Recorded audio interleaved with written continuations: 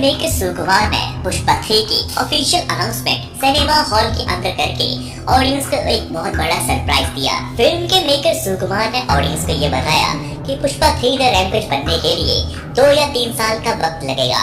पुष्पा 3 आपको south shoot almost 2 years कष्टपट्टन 2 years अगर 3 years తీసేసుకున్నా।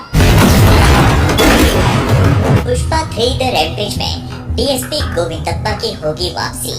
क्या नकली चंदन की लकड़ियों के गोदाम को जलाते जलाते भंवर सिंह शेखावत मर चुका है या फिर उसे किसी ने बचा लिया? फिल्म की एंडिंग में पुष्पा की फैमिली को उड़ाने वाला ये जला हुआ हाथ किसका है? भंवर सिंह शेखावत का या फिर किसी और का? सिद्धप्पा ने पुष्पा को सिंडिकेट का बादशाह बनाया और पुष्पा ने सिद्धप्पा को एमएलए से सीएम, दोनों का हिसाब बराबर। अब होगा दुश्मनी का खेल। पुष्पा 2 की एंडिंग के बाद अब अपने अधूरे सवालों को जानने के लिए हर किसी को इंतजार है पुष्पा के तीसरे पार्ट द रैम्पेज का।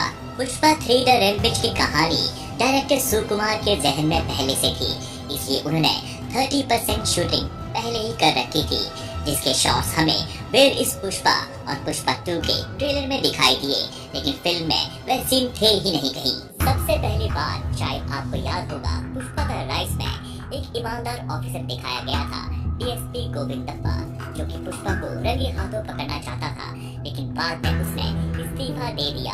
पुष्पा 3 द रैम्पेज में इस किरदार की वापसी होगी। तो मालिक छोड़ेगा नहीं, कौन है तेरा मालिक? और कौन रहेगा? वही है। पुष्पा 2 द रूल में भंवर सिंह शेखावत ने नकली चंदन की लकड़ियों के गोदाम को जलाया था, लेकिन इस किरदार को बचाने के लिए यही डीएसपी गोविंदप्पा आपको दिखाई देगा। पुष्पा 3 द रैम्पेज के कुछ शॉट्स वायरल हुए हैं, जिसमें एक अनजान शख्स उसी जगह किसी को बचाते हुए नजर आ रहा है जहां भंवर सिंह शेखावत ने आग लगा दी थी।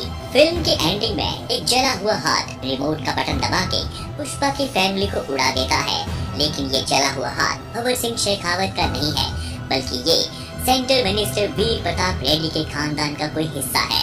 फिल्म के अंत में अपने भाई और भतीजे को खोने के बाद वीर प्रताप रेड्डी कहता है कि यहाँ आए तो सभी हैं, और वो क्यों नहीं आया जिसे आना चाहिए था? तब उसे जवाब सुनने को मिलता है, वो तो नहीं आए पर उनका मैसेज आया है, और वह मैसेज था वह बॉम्ब। फिल्म की एंडिंग में रिमोट दबाते हुए इस किरदार के बगल में जो रखा हुआ है वह भंवर सिंह शेखावत का रेडियो नहीं बल्कि डेटोनेटर है।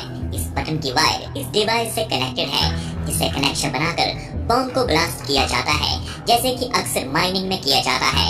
और वीर प्रताप रेड्डी और ये शख्स दोनों पहले माइनिंग में ही काम करते थे। इस नए किरदार की बात करें तो साउथ एक्टर विजय देवरकोंडा ने डायरेक्टर सुकुमार के जन्मदिन पर ये बात पोस्ट शेयर के लिए करती थी कि वह अब सुकुमार के साथ काम करने के लिए एक्साइटेड हैं, और उन्होंने उस पोस्ट पे लिखा था Pushpa the rise, Pushpa 2 the rule और पुष्पा 3 द रैम्पेज। इस बात से ये क्लियर हो जाता है कि पुष्पा 3 द रैम्पेज में साउथ एक्टर विजय देवरकोंडा आने वाले हैं। पुष्पा 3 द रैम्पेज की 30% शूटिंग कंप्लीट हो चुकी है, जिसके शॉट्स आप वेयर इज पुष्पा के टीजर, जो कि 7 अप्रैल 2023 को अपलोड किया गया था यूट्यूब पर, देख सकते हैं। और नए ऑफिशियल ट्रेलर में भी आपको कुछ झलकियां दिखाई देंगी जो आपने फिल्म में नहीं देखी थी। पुष्पा 3 की शूटिंग अब 2027 या 28 में शुरू होगी।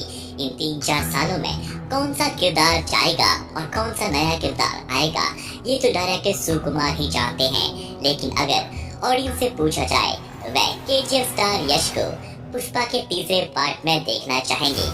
आप कौन से किरदार को पुष्पा के तीसरे पार्ट में देखना चाहते हैं, हमें कमेंट सेक्शन में जरूर बताइएगा दोस्तों। और अगर वीडियो अच्छी लगे तो चैनल को जरूर सब्सक्राइब करें और वीडियो को लाइक करें, ताकि और भी बेहतरीन वीडियो